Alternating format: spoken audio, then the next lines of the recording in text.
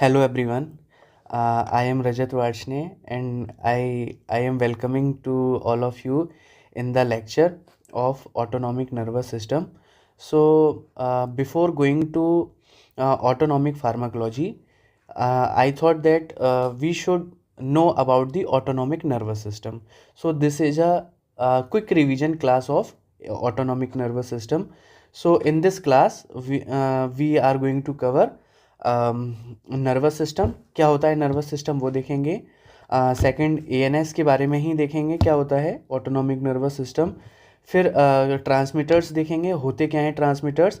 फिर फाइनली हम देखेंगे reflexes. Okay so okay so now let's get started. हाँ, सबसे पहले नर्वस सिस्टम पता ही है, ट्वेल्थ में भी पढ़ाई की नर्वस सिस्टम क्या होता है। Nervous system central nervous system और पेरिफेरल नर्वस सिस्टम से मिलकर बना होता है। तो सेंट्रल नर्वस सिस्टम में क्या क्या होता है, ब्रेन होता है और स्पाइनल कॉर्ड होता है। ओके, वेयर एज पेरिफेरल में क्या होता है, एफरेंट न्यूरॉन्स होते हैं, इफरेंट होते हैं। तो इफरेंट में भी सोमैटिक और ऑटोनॉमिक नर्वस सिस्टम। तो सोमैटिक नर्वस सिस्टम में क्या है, skeletal muscles. Okay, autonomic nervous system में क्या है, smooth muscles, cardiac muscles and exocrine glands. Okay, तो इसमें हमको पता ही है कि स्मूथ मसल्स कहाँ होती हैं, कि पूरी ऑल ओवर बॉडी में प्रेजेंट रहती हैं। इनका फंक्शन होता है कि ये डाइजेशन में फंक्शन कराती हैं। ओके, इनका फंक्शन डाइजेशन में होता है। कार्डियक मसल्स क्या हैं, हमारे हार्ट को पंप कराती हैं। ओके, एक्सोक्राइन ग्लैंड्स होती हैं कि जैसे स्वेट ग्लैंड है, स्वेट ग्लैंड, लैक्रिमल ग्लैंड और सलाइवरी ग्लैंड्स। ओके, तो these are the exocrine glands. पढ़ा ही होगा एंडोक्राइन सिस्टम में exocrine gland and endocrine glands. तो एक्सोक्राइन ग्लैंड्स क्या होती हैं, जो अपना सिक्रीशन बाहर छोड़ती हैं। ओके, इनमें डक्ट होती है। तो इससे हमें ये पता चल पा रहा है कि डाइजेशन हो रहा है, हार्ट भी पंप हो रहा है और अपने आप पसीना भी आ रहा है और सलाइवा भी आ रहा है, थोड़ा आंखों से आंसू भी आ रहा है। तो ये क्या है, ये सब एक इनवॉलंटरी फंक्शन है। इनवॉलंटरी फंक्शन है, आपके हाथ में नहीं है इसको रोकना। आपने किसी का मैसेज आता है आपके पास तो दिल धड़कता है और खाना खाते हैं तो डाइजेशन होता है। Whereas somatic nervous system में क्या होता है, स्केलेटल मसल्स होती हैं कि जब हमें हाथ मूव कराना होता है तब इन मसल्स का काम होता है। तो हमारा मन होता है, तो ये क्या होंगी, वॉलंटरी फंक्शन के लिए यूज होती हैं स्केलेटल मसल्स।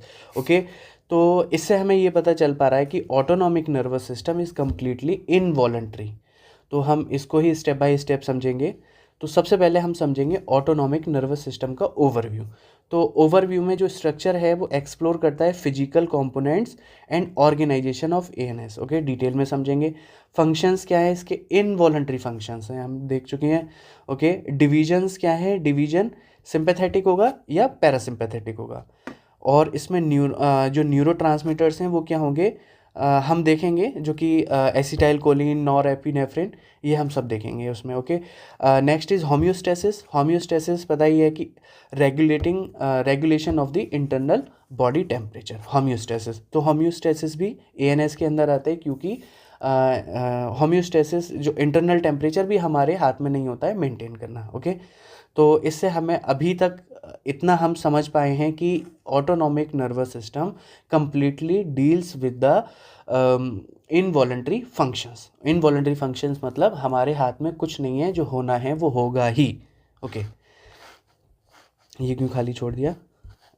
हाँ, इंट्रोडक्शन हम देखते हैं। इंट्रोडक्शन में यही बताया कि autonomic nervous system is part of the peripheral nervous system that regulates involuntary function of the body, जिसमें कि स्मूथ मसल्स हमने देखी थी, कार्डियक मसल्स और ग्लैंड्स सब हम ये देख चुके हैं। और it maintains homeostasis without the conscious control. आपको गर्मी लग रही है तो अपने आप पसीना आता है, तो that's comes under the involuntary function. तो वही जो फंक्शन हमारे हाथ में नहीं है वो सारे ऑटोनॉमिक नर्वस सिस्टम में आते हैं। जैसे कि आपके हाथ में नहीं है, कि आपके वश में नहीं है कि आप अपना हार्ट रेट को कंट्रोल कर पाएँ। धड़कना है तो धड़केगा। ओके, ब्लड प्रेशर आप नहीं देख सकते अपना, डाइजेशन होना है तो होगा ही। ओके, प्यूपिल साइज किसी को देखकर या कोई शेर आया उसे देखकर भी आपका प्यूपिल साइज भी कॉन्ट्रैक्ट होता है, ओके, या डायलेट होता है, वो अपने आप बदलता है, ओके। थर्मो रेगुलेशन में स्वेटिंग होगी, देखा था। और ग्लैंडुलर सिक्रीशन, वही सलाइवा वाली glands, okay. Next is metabolic processes में लिपोलिसिस भी होगा और ग्लाइकोजिनेलिसिस होगा। Next is division of ANS. तो जो एएनएस का डिवीजन हुआ है वो कम्प्लीटली एनाटॉमिकली है। वो कैसे, यहाँ पर मैंने लिखा भी है, समझाता हूँ मैं, कि जो यहाँ से जो नर्व फाइबर्स निकल रहे हैं ये सीएनएस से निकल रहे हैं, ओके। और जो इधर यहाँ जो sacral region of spinal cord से निकल रहे हैं वो आपके पैरासिम्पैथेटिक नर्वस सिस्टम हो गया, इसी को हम बोलेंगे क्रेनियो सैक्रल। ये क्रेनियो हो गया और ये सैक्रल रीजन हो गया, ओके। और सिंपैथेटिक नर्वस सिस्टम को कैसे डिवाइड किया है एनाटॉमिकली, वो थोरैको लंबर से। कैसे कि जो थोरैसिक स्पाइनल नर्व्स हैं और लंबर रीजन या लंबर स्पाइनल नर्व्स हैं, वहाँ से इसको नर्व्स निकलती हैं, ठीक है। तो हम समझ सकते हैं कि अब पैरासिम्पैथेटिक नर्वस सिस्टम में क्रेनियोसैक्रल यानी ऊपर और नीचे का होगा, और सिंपैथेटिक नर्वस सिस्टम में थोरैको लंबर से, यानी जो थोरैसिक रीजन और लंबर रीजन है स्पाइनल कॉर्ड का, वहाँ से, ओके। तो यहाँ पर ये आपको ऐसे दिख पा रहा है, ये है गैंग्लियन, ओके। ये भी गैंग्लियन, ये भी गैंग्लियन, ये भी गैंग्लियन। और यहाँ पर जो दिख पा रहे हैं ये इफेक्टर ऑर्गन्स हैं। तो हम इसको भी समझेंगे कि जो यहाँ से जो स्पाइनल कॉर्ड और ब्रेन से जो पहले जो नर्व फाइबर निकले हैं पहले, तो पहले को हम बोलते हैं प्री, तो हम इसको बोलेंगे pre ganglionic nerve fibres, okay. और जो बाद में निकले हैं वो हो गए post ganglionic nerve fibres. I think there should not be any confusion कि प्री गैंग्लियोनिक कौन है, जो पहले वाले हैं, और पोस्ट गैंग्लियोनिक कौन है, जो गैंग्लियन से मिलने के बाद हैं, ओके। तो अब यहाँ से एक और बात समझ में आ रही होगी कि ये जो पोस्ट गैंग्लियोनिक है ये जाकर आपके ऑर्गेन्स में मिल रहा है, ओके, ऑर्गेन में मिल रहा है। ये ऐसी समझने के लिए बनाया है, ऐसा नहीं है कि पोस्ट गैंग्लियोनिक ये सीएनएस वाले जाते हों या थोरेसिक वाले जाते हों, बस जस्ट मेक यू अंडरस्टैंड कि जो पोस्ट गैंग्लियोनिक नर्व फाइबर्स हैं वो इफेक्टर ऑर्गेन्स में जाते हैं, और प्री गैंग्लियोनिक यहाँ से इमर्ज होते हैं, कहाँ से, थोरेसिक से, लंबर रीजन से, सैक्रल से, और आपके सीएनएस से, ओके। तो एक और भी बात आप देख पा रहे होंगे कि जो प्री गैंग्लियोनिक है, प्री गैंग्लियोनिक किसके, क्रेनियोसैक्रल के, ये और एक ये, तो ये बड़े हैं, ये लार्ज हैं, ओके, ये भी लार्ज है। लेकिन जो सिंपैथेटिक के हैं थोरैको लंबर रीजन में, एक ये हो गया, एक ये, तो ये स्मॉल हैं, स्मॉलर हो गए।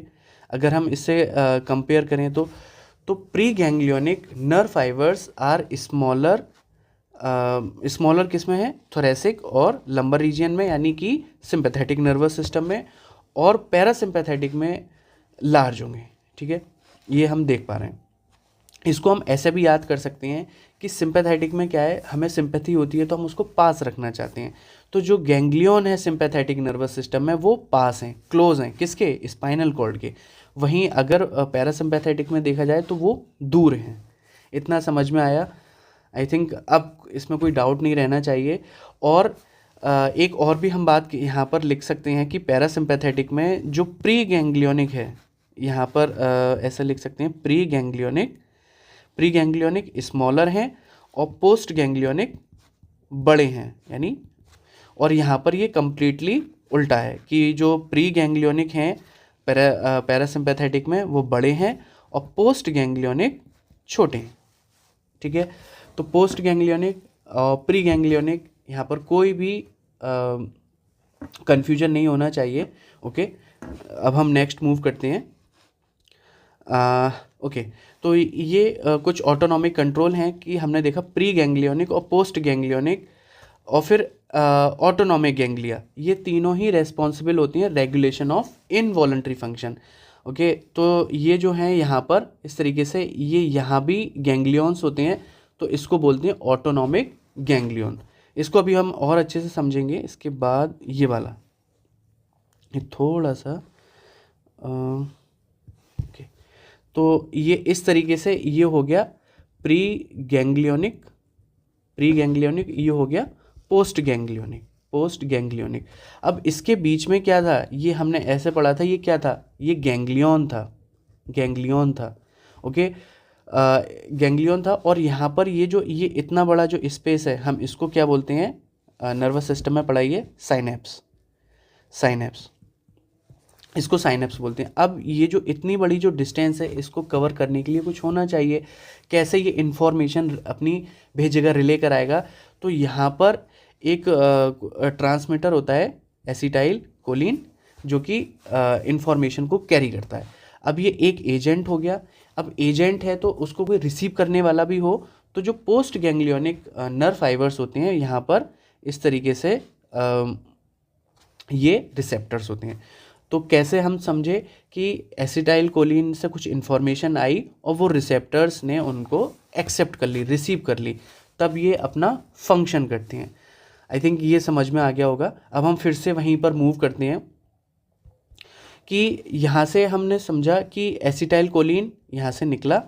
Okay, acetyl choline, acetyl choline यहाँ से भी और यहाँ से भी। ओके, तो एसिटाइल कोलिन कहाँ से रिलीज हुआ, आपके जो प्री गैंग्लियोनिक नर्व फाइबर्स हैं वो सिक्रीट करा रहे हैं एसिटाइल कोलिन। तो जो हमारा पैरासिम्पैथेटिक नर्वस सिस्टम है यानी क्रेनियोसैक्रल में, तो उसमें पोस्ट में भी वो एसिटाइल कोलिन सिक्रीट कराएंगे, यहाँ पर भी और यहाँ पर भी। तो acetyl choline is secreting in both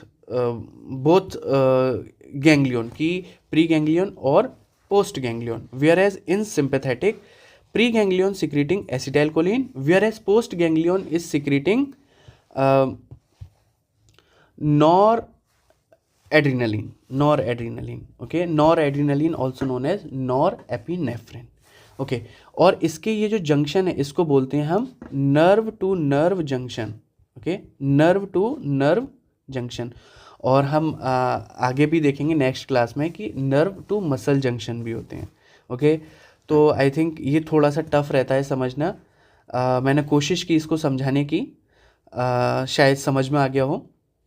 okay, तो हमें अब इसके फंक्शन देखने हैं। What are the functions of parasympathetic and sympathetic nervous system. तो सबसे पहले हम इसको समझने के लिए ये हमें पता होना चाहिए कि दोनों ही जो पैरासिम्पैथेटिक और सिंपैथेटिक नर्वस सिस्टम हैं, ये दोनों ही अपना ऑपोजिट काम करेंगे। वो कैसे कि जैसे अगर ये कुछ बढ़ाएगा तो ये कुछ घटाएगा, तो क्या बढ़ाएगा क्या घटाएगा, बस यही इसमें हमें देखना है। तो पैरासिम्पैथेटिक में हार्ट की बात की जाए तो ये यहाँ पर कम कराएगा, यानी हार्ट रेट या हार्ट में जो भी कुछ हो रहा होगा, कॉन्ट्रैक्टिलिटी हो रही होगी, कंडक्शन हो रहा होगा, वो यहाँ पर कम होगा। वेयर सिंपैथेटिक में वो हार्ट के फंक्शन, हार्ट को बढ़ाएगा। ये हार्ट रेट जैसे हम लिखें, हार्ट रेट हो गई, हार्ट का कंडक्शन हो गया, हार्ट का कंडक्शन और हार्ट की कॉन्ट्रैक्टिलिटी। तो कॉन्ट्रैक्टिलिटी और कंडक्शन और रेट ऑफ हार्ट वो कौन बढ़ाएगा, sympathetic nervous system. Okay, whereas parasympathetic कम करेगा हार्ट के रेट को, कंडक्शन को। Okay, next is other. Other में क्या होगा, अदर में जो भी कुछ होगा पैरासिम्पैथेटिक में वो ज़्यादा होगा, यानी जैसे कि वैसो कॉन्स्ट्रिक्शन होगा, अभी मैं बताऊंगा इसको। और इसमें क्या होगा, डायलेशन का काम होगा। सिंपैथेटिक में डायलेशन होगा, पैरासिम्पैथेटिक में कॉन्ट्रैक्शन होगा। जैसे कि यहाँ पर ब्रोंकस लिखा है, तो ब्रोंकस में क्या होगा, ब्रोंकस कॉन्स्ट्रिक्शन, ब्रोंकस कॉन्स्ट्रिक्शन। और यहाँ पर क्या होगा, ब्रोंकस डायलेशन। ओके, जीआईटी में क्या होगा, जीआईटी में क्या होगा, कॉन्ट्रैक्शन हुआ तो क्या होगा, डायरिया होगा। ओके, और अगर इसको कम होगा तो इसमें क्या होगा, constipation, constipation. Okay, glands, bladder में भी वही होगा। अगर इसको हम कॉन्ट्रैक्ट कराएंगे ब्लेडर को, तो क्या होगा, आउटफ्लो ऑफ यूरिन बढ़ेगा। और वेयरएज यहाँ पर क्या होगा, आउटफ्लो जो यूरिन का है वो कम होगा, क्योंकि उसको हम डायलेट करा रहे हैं। जब कभी भी आपको अर्ज होती है यूरिन करने की, तो क्या होता है, जो कॉन्ट्रैक्शन होता है ब्लेडर का वो तब होता है और उससे आउटफ्लो होती है यूरिन की। फिर ग्लैंड्स में क्या है, ग्लैंड्स में भी सिक्रीशन इसके बढ़ेंगे, सिक्रीशन ग्लैंड्स के सिक्रीशन बढ़ेंगे और यहाँ पर ग्लैंड्स के सिक्रीशन कम होंगे। आई में क्या होगा, आई का मतलब प्यूपिल साइज क्या होगा, इसमें होगा मियोसिस और इसमें यहाँ होगा माइड्रियसिस। ओके, माइटियासिस। तो मियोसिस में क्या होता है, मियोसिस में क्या समझेंगे हमको, जो प्यूपिल का साइज है वो कम होगा, और यहाँ पर जो प्यूपिल का साइज है मीडियासिस में वो बढ़ेगा प्यूपिल का साइज। यहाँ से हम समझ भी पा रहे हैं ये स्पेलिंग बड़ी है और ये स्पेलिंग छोटी है, इससे भी हम समझ सकते हैं। और सेक्सुअल में क्या है, सेक्सुअल में पैरासिम्पैथेटिक और सिंपैथेटिक नर्वस सिस्टम दोनों ही एक साथ मिलकर काम करते हैं। तो वो क्या काम करेंगे, जो पैरासिम्पैथेटिक नर्वस सिस्टम है वो आपका इरेक्शन लाएगा, इरेक्शन, और जो सिंपैथेटिक नर्वस सिस्टम है वो इजैकुलेशन कराएगा, इजैकुलेशन। तो इसको हम ऐसे भी समझ सकते हैं, पॉइंट टू शूट, ऐसे कि कोई भी जब हमें किसी को शूट करना हो तो सबसे पहले पॉइंट करना पड़ेगा, तो इरेक्ट होगा वो। और शूट में क्या होगा, जब आपको शूट करना होगा तो उसमें इजैकुलेशन होगा। ओके, तो ये हमने समझा function of parasympathetic and sympathetic nervous system. Okay, so next is reflexes of ANS. तो रिफ्लेक्सेस एएनएस के हम पढ़ ही चुके हैं कि जो एएनएस का काम है वो कम्प्लीटली इनवॉलंटरी है। ये तो अब हमें पूरी तरीके से रट चुका है कि हमारे हाथ में कुछ है ही नहीं एएनएस की अगर बात की जाए तो इनवॉलंटरी होगा। और हम ये भी बोल सकते हैं अनकॉन्शियस, अनकॉन्शियस भी होंगे, अनकॉन्शियस रेस्पॉन्सेस भी होंगे। ओके, तो सबसे पहले जो हम समझते हैं ये है बैरो रिसेप्टर। तो बैरो रिसेप्टर क्या है, एक रैपिड और नेगेटिव फीडबैक लूप है ये। Okay, feedback loop. तो इसमें क्या होगा कि जब भी कभी ब्लड प्रेशर आपका बढ़ेगा या घटेगा तो ये रिफ्लेक्सेस क्या करेंगे, इसको मेंटेन करेंगे, इसको मेंटेन करेंगे। अगर टैकीकार्डिया हो गया या ब्रेडिकार्डिया हो गया तो इसमें क्या होगा, ये बैरो रिसेप्टर इसको कंट्रोल करेंगे। ओके, नेक्स्ट इज एक और कोई हम इसका एग्जांपल ले लेते हैं, जैसे कि प्यूपिलरी रिफ्लेक्स, प्यूपिलरी रिफ्लेक्स। तो इसमें क्या होगा कि प्यूपिलरी रिफ्लेक्स से हम समझ रहे हैं कि प्यूपिल का साइज, तो प्यूपिल का साइज भी ये अपने हिसाब से मेंटेन करके रखेगा, या कहेंगे कि थोड़ा रेगुलेट करेगा, प्यूपिल के साइज का इसको रेगुलेट करेगा। और ब्लड प्रेशर हमने देख लिया। डाइजेस्टिव रिफ्लेक्स भी हम समझ सकते हैं कि डाइजेस्टिव रिफ्लेक्सेस में क्या होगा, यही कि जो एक्टिविटीज़ हैं लाइक सलाइवा, यानी इसको हम बोल सकते हैं सलाइवेशन या स्टमक चर्निंग। तो ये सब क्या है, ये सब अपने आप ही ये काम करता रहेगा, सलाइवेशन होगा, स्टमक चर्निंग होगा। Okay, so all this we have covered in this lecture about the ANS, and this will be very useful in the autonomic pharmacology. तो हम अभी क्विकली रिवाइज कर लेते हैं, या हम समरी देख लेते हैं हमने क्या क्या पढ़ा। तो सबसे पहले हमने नर्वस सिस्टम के बारे में देखा, नर्वस सिस्टम का डिवीजन। ओके, नेक्स्ट हमने ANS देखा था। ANS में हमने क्या देखा था, डिवीजन देखा था, कैसे हो रहा था, एनाटॉमिकली हो रहा था, जो कि पैरासिम्पैथेटिक और सिंपैथेटिक। ओके, नेक्स्ट हमने ANS में क्या देखा था, फंक्शन। तो फंक्शन हमने देखा था कि दोनों के ही, पैरा के और सिंपैथेटिक के अपोजिट हैं, कि इसमें सिंपैथेटिक में क्या था कि हार्ट रेट बढ़ेगी और यहाँ पर हार्ट का काम कम होगा, हार्ट रेट कम कराएगा ये। ओके, और जो अदर वर्क होंगे वो अपोजिट होंगे, कि जो पैरासिम्पैथेटिक है वो बढ़ाएगा यानी कॉन्स्ट्रिक्शन कराएगा, और सिंपैथेटिक क्या है, वैसो डायलेशन या डायलेशन कराएगा। हमने ये देखा। फिर हमने देखा प्री गैंग्लियोनिक, पोस्ट गैंग्लियोनिक समझा। फिर हमने उसके बाद न्यूरोट्रांसमीटर्स देखे थे। न्यूरोट्रांसमीटर्स क्या होते हैं, केमिकल्स होते हैं which carry the information of neuron. Okay, second हमने फिर फाइनली हमने रिफ्लेक्सेस देखे थे। Okay, so all we have covered in this lecture. Next in this lecture we will cover autonomic pharmacology. तो ये थोड़ा सा टफ चैप्टर है, थोड़ा सा लगेगा आपको tough, but I will try to make this very easy for you. Okay, thank you so much for listening me. जय श्री महाकाल।